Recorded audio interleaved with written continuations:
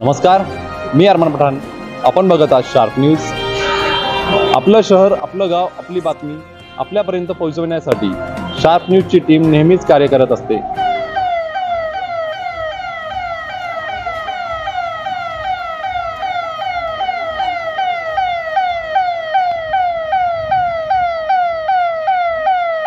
मालेगावमध्ये rapid action force आणि पोलिसांकडून route march.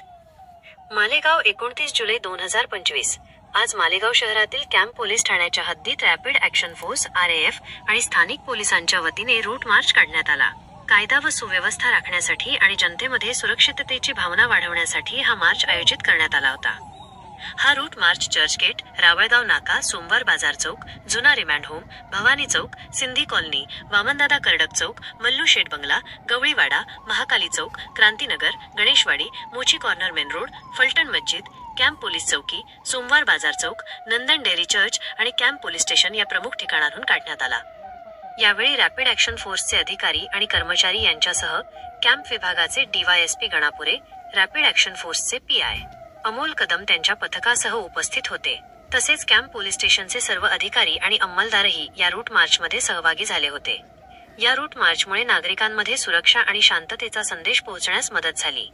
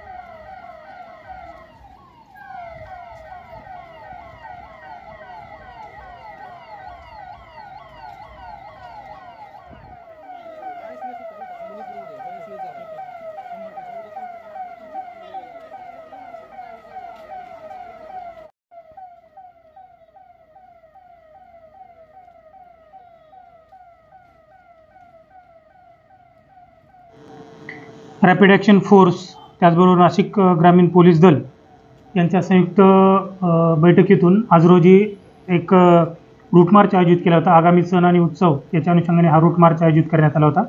यामध्ये रॅपिड ॲक्शन फोर्सचे एक DYSP, एक PI, त्याचबरोबर 32 जवान सहभागी झाले होते. त्याचबरोबर नाशिक ग्रामीण पोलीस दलाचे एक DYSP, 2 PSI आणि 15 अंमलदार या रूट मार्चसाठी सहभागी होते. हा route march camp police station तिथून रावळगाव नाका, त्याचबरोबर सोमवार बाजार, क्रांतीनगर, मोची कॉर्नर, अंबिका माता मंदिर अशा पद्धतीनं हा रूट मार्च आयोजित करण्यात आला होता.